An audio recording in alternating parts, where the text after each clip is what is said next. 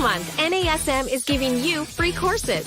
That's right, free courses each month just for being part of the NASM family. Learn about everything ranging from nutrition to strength, weight loss to stress relief, and everything in between. Click the link in the bio for information and to claim your free course before they're gone.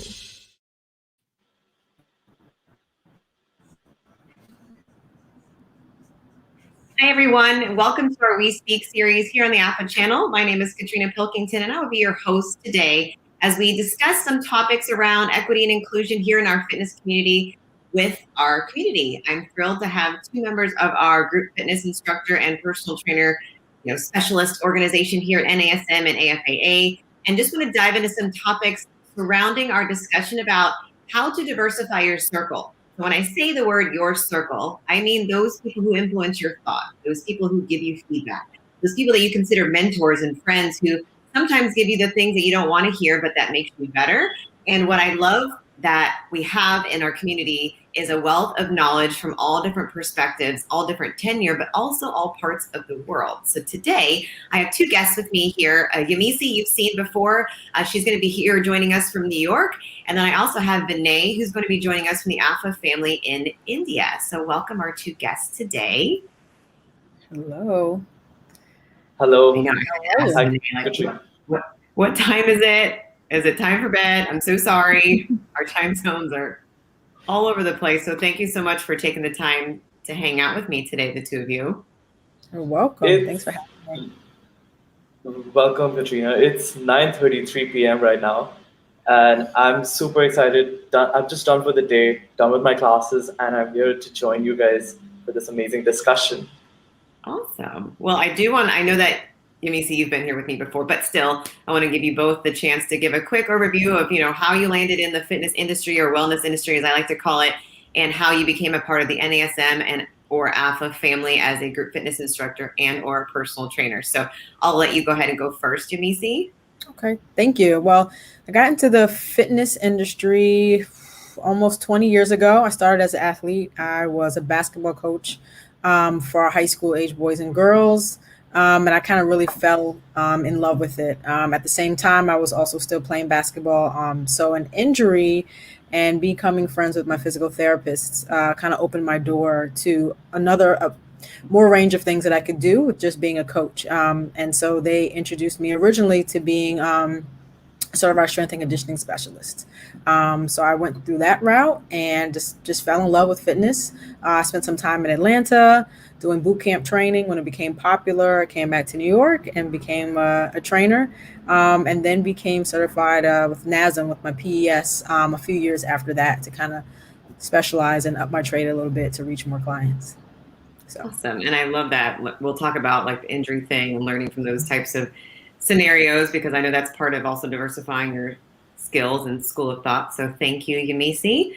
Welcome, Vinay. Do you want to give us the lowdown on how you landed in the fitness industry and also what parts of our organization family you're in? Absolutely. So I'm from Bangalore, India, and my entire childhood I was an obese kid, and I found it really hard getting into fitness because when I walk into a gym, when any person who's never worked out before, when they walk into a gym, I was so confused as to what to do. So I started my journey with group fitness. I started out with dance fitness, and it was a wonderful format that I really enjoyed. So I became a dance fitness instructor. I got my Zumba license. I started teaching group classes. And 6 months down the line, I just didn't see any direction with what I was doing because it was just one format. And moreover, I was overworking myself. I was just overexerting myself. There was a point in time where I just couldn't walk. And I met my mentor, a strength and conditioning coach, Shubhag, and I decided to take up the GFI certification from AFAA. I'm so fortunate that I took up the GFI certification because that really opened up a lot of new programs, a lot of new interesting ways, a lot of approaches to group fitness that I never thought of before. So from there, I was teaching group fitness the entire 2019, and I realized that this is not the end. There's a lot more for me to learn. So I took up my certification in personal training. I am a CPT, and I'm presently preparing myself for the certification in strength and conditioning, and I hope to complete that by this year end. Awesome. And you will. It's just little bits at a time. I know that if I were to give one piece of advice, which I can later on, is just making sure to take things off in little chunks and bite little bits off at a time, which we'll touch on. But we definitely want to dive into some of the experiences that the two of you have had in regards to your journey with fitness. And I know I want to start with Yamisi. When you mentioned the part about injuries, I was just talking about this with a friend yesterday, and they were talking about being a little older, like we are, and trying to go run track with the young folks, and sometimes how that can cause little strains and pulls, and reminds us why we train versus just do, because we're a little different in our physiological body. So can you maybe talk about like what people in your circle maybe helped you realize, okay, this is time to transition from athlete to understanding injuries and helping populations who need to be moving without getting hurt? I think the transition started when I always say there's varying degrees of levels in training. In the beginning, it seems like a young person's sport because you're young and you may have come from an athletic background or a background where you have fallen in love with fitness. And so you're more of a spring chicken and you're young and you're vibrant, you're ready to do some things. And as you transition along with your career, your body changes. And the more knowledge you get, you realize how your body changes. And that's one thing I definitely learned. And so what you could do maybe in your 20s, you may not be able to do in your 30s and so forth. So injuries will definitely tell you that in the beginning. Early on, you might ignore some of your injuries because you have to kind of feel like you're stronger. But after a while, some of those injuries can become chronic injuries. Yes. And if you don't want them to be nagging further along as we age physiologically, and we can't really stop that, we can do preventative measures. So what I've learned is I don't really train the same way I do before. I definitely have to warm up about 30 minutes before. And it's not like I'm sitting there stretching, but I do different dynamic, warm ups, and I know how to do different things. If I'm aware of certain issues that I might be feeling in my body, whether it's back pain or knee issues that I've all gone through, you learn to not have to jump into everything, but you can make a program for yourself so that you still feel like you're getting stronger and you're having gains, but you're doing it in a safe way so that you can have these preventative measures in place. And then you can teach everybody how you do it and what works for you. What has been awesome for me is that my circle includes physical therapists and doctors, so I'm able to feed off, knowledge and information so that can be part of my knowledge and expertise. I love that. And we do have the corrective exercise specialist certification with NASM. And I know that for myself, I was never an athlete. However, I do feel the differences of being a little bit more wise in my years and understanding that my warm up, like I ran this morning, and my warm up was about as long as I ran, but it made it so that I could run and then not get hurt on the back end. So part of diversifying your circle could mean that you're a group fitness instructor or you're a personal trainer, and perhaps you're looking for CEUs and you're not sure where to go, but remembering, okay, maybe if you're getting, to a different phase in your life and your clientele is also that, possibly diversifying your own skill set and being open to learning about corrective exercise versus just movement in general can really help you service those clients better. So thank you, Yamisi. And for you, Vinay, you mentioned having a mentor that I love that you started with dance first, because that's not my forte. And I love that you're sharing that you do that, because it is typically a female dominated niche. So you started there, but you mentioned that you had a mentor who talked to you about overtraining. How about expanding upon that a little bit? Because I know you're not the only one. Absolutely. So for me, my journey was amazing. I was very fortunate to have the right people to help me at the right time. I came across my mentor, who's a strength and conditioning coach. And over the years, in the past 6 months, I've been working with a physical therapist as well.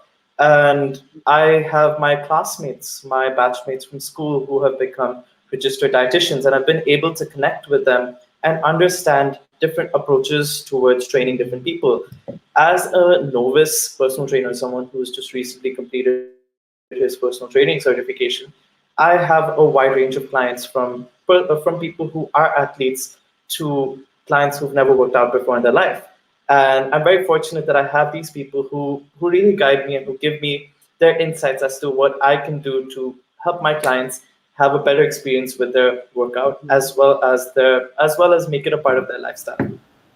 Yeah, I think that's a great point, because I know for me, I always say that we want to not be the jack of all trades and master of none. It's not to say that we can't do a bunch of different diverse things in our career or profession, but why do something to the nth degree when you could have a friend in your circle who does just that? And to that point, not only helping yourself, Vinay, like your situation with overtraining, but also making sure, like when it comes to nutrition or when it comes to food, that we have a certain scope of practice as group fitness instructors and personal trainers. And we want to make sure that if it's not in our scope, that we are staying really safe and have that perspective and utilize our circle of care to show that, yeah, I don't know this, and I can admit that to you, client or student. However, I have this person, and this person in my circle who I trust, and they can lend those skills to you as well, for sure. Absolutely. So when it comes to overtraining, do you feel, the two of you, that it's something that you personally feel happens? Because I know it's not something that's new. It typically happens to every single group fitness instructor that I meet. But when you start to do too many classes or train too many classes and do too many things and sessions, is it something that you feel yourself, or that somebody has to pull you to the side and be like, okay, you're doing it too much and you need to chill out, and here's some things to think about? I feel it myself, really. I feel it when your schedules become a little bogged down. And then while you're also trying to have a training regimen of your own, you start to either get a little more aches and pains, or you're more prone to injuring yourself because you're not giving yourself that time to recover mentally as well as physically. I think mentally, a lot of times instructors, they may hit that wall a little faster than they will physically, because we kind of push, more so, or we can do things in between to kind of like, well, let me, foam roll here, or let me take extra precaution there. I think the mental overtraining or burnout hits group instructors a lot quicker and personal trainers than we do, but we kind of ignore that. I think the most person who's probably ever told me, "Are you doing okay?" is my clients, because I see them more often, so they kind of pay attention to your needs a little more. So, are you okay? Are you tired this morning? Is everything all right? Usually, if you're in a big box gym setting, they are not concerned about you or being overtrained or burnt out.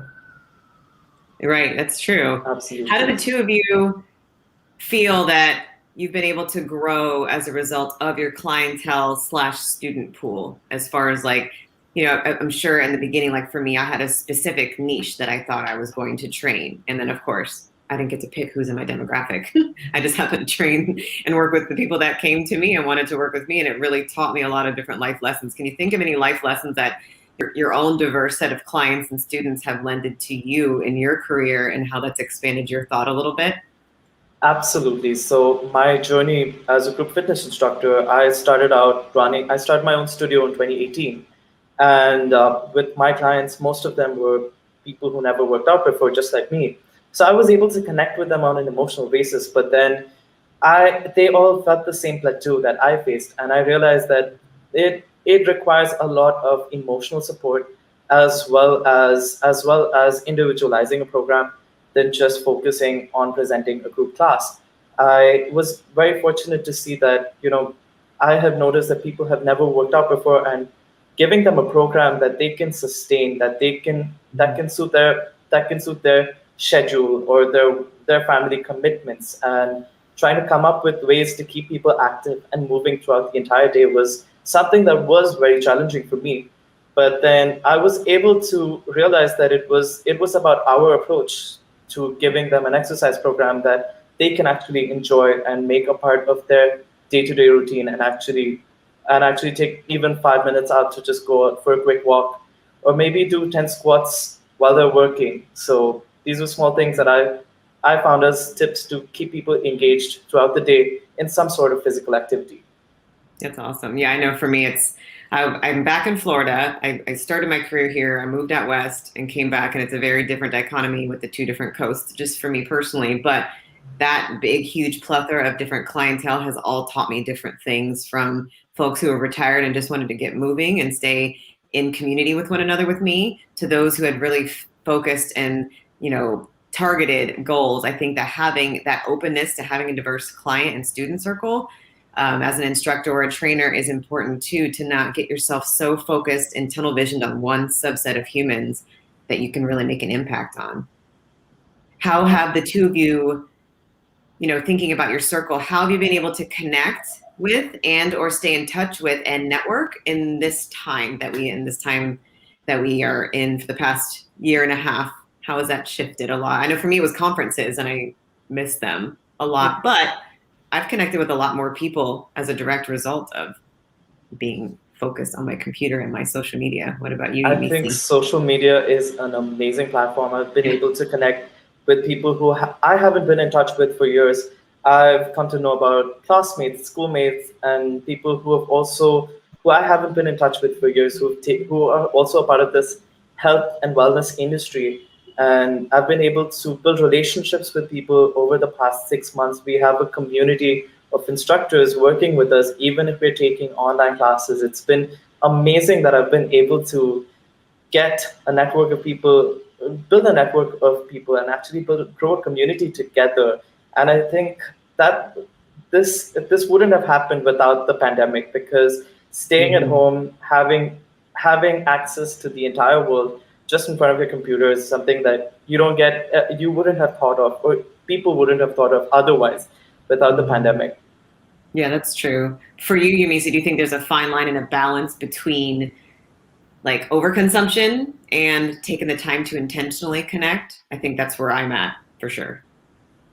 That's definitely the balance I have. I've had to set parameters for myself now. So in terms of social media, in regards to work, I also have to split it into how you consume, because it becomes a rabbit hole. So I limit my time a day now, unless I'm doing something that has to pertain strictly to work. I limit that. In regards to connecting to my clients, because it's a world where we can be readily connected through social media or having conferences or Zoom, we can also detach very easily as well, because we don't have that human or face-to-face interaction that we used to. So I just make sure that I reach out. I have like a timer, and if a few weeks have gone too far and I haven't seen my clients in a while because they may be traveling or going through something, I always make sure I connect on a periodic basis to make sure they're in tune, or if we're scheduling something, then that's great. I'll see them, whenever we have time. But I also want to connect with them, not on the strength of we're doing this because we have a session, but I really genuinely care. A lot of my clients become my friends. And so with because of her and a lot of risk factors, but I make sure I wish her happy birthday, or I see how her and her husband are doing, to keep that engagement and to let people know that this is more than just something that has to do with physical fitness or some sort of aesthetic or goal we're trying to reach. This is actually a connection that we can forge for years, even if we don't work together in that capacity. Yeah, I think it's a good point that the two of you bring up, because I know for me, social media has always been a blessing versus a curse, but I also have had to set healthy boundaries with it since the dawn of me starting to be on social media. But I know for myself, one thing that I've learned with both clients, students, and my network is, first of all, make that connection, right? So when I've done conferences and I see the chat, or I see folks in the chat throughout workshops or lectures that I've done, I connect with them, whether it's on social media or email. And what you might want to do, and I'm sure the two of you can touch on this as well, is find that human's most effective mode of communication. Maybe for someone, they like to be in contact via text. Maybe for someone, it's WhatsApp, for me with my international friends. Maybe for someone, it's email, because then they can check that at their leisure and they're not constantly attached to a messaging forum like on social media. So how do the two of you feel that we can balance staying connected and having a good circle of influence, but at the same time being respectful of the different ways that people like to stay connected? I'm sorry. No, please. I typically just try to ask. Most people, you can kind of get a sense of how they like to be connected. And that's probably through trial and error. You call, okay, they're not answering, but they're readily accessible through text, or they like to, hit you through your social media platforms.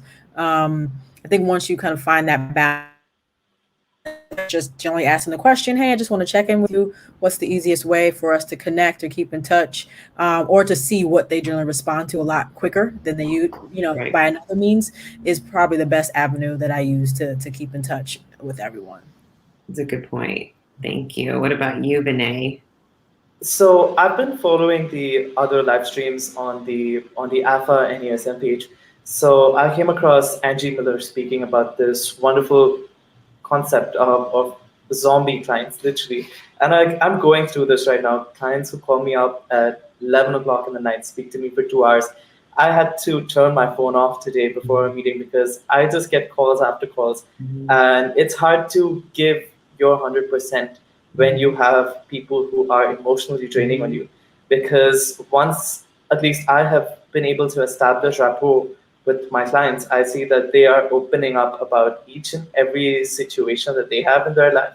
Even though I have just a few clients, it gets a little difficult for me to set boundaries because sometimes it's hard to say no, especially given the fact that they're paying you for your services.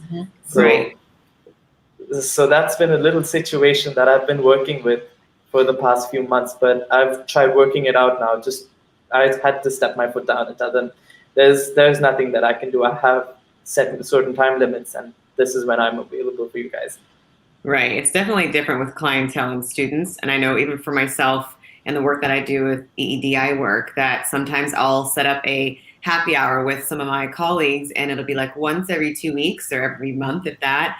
And we just sit for 30 to 45 minutes and just vent and talk with one another and try to remember that we can't pour from an empty cup. So even if you're a fitness instructor or a trainer and you're trying to do the best you can for folks that are going through a lot of difficult times right now, know that it's okay to have healthy boundaries, and that perhaps part of diversifying your circle and adding people to your network professionally is a form of you taking care of you and making sure that you have people around you who want to see you succeed and who want to see you be strong and who want to help add into your cup versus take away that energy. Be very mindful of what kind of energy you bring into your life. Does it draw away from you or does it pour back into you, type of a thing, for sure. So I know we're like, we're already at our almost 25-minute mark, and I'm always trying to watch the clock to make sure that I give folks a chance to understand, like, if you want to comment and chat real quick, we have a couple minutes to do that, but I'm going to go ahead and let Yamisi and Vinay share how to connect with them on social within healthy boundaries on DMs, so that you can follow along on their journey. Yes. I can Instagram at Yams, YAMZZ, or my wellness brand underscore QLTY of life. And from there, I'm always reachable. You can give me a direct message. If I don't respond back quickly, I do go through them and I respond back. Or my email at Yamisi, YAMISI at QLTYoflife.com. Thank you so much. And Vinay, it's not 10 p.m. I'm available on Instagram. You can DM me. It's NAY _SHANKAR,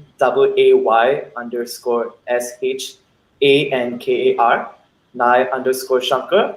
You can also reach out to me by email, Vinay, VINAY, at thefitclub.net.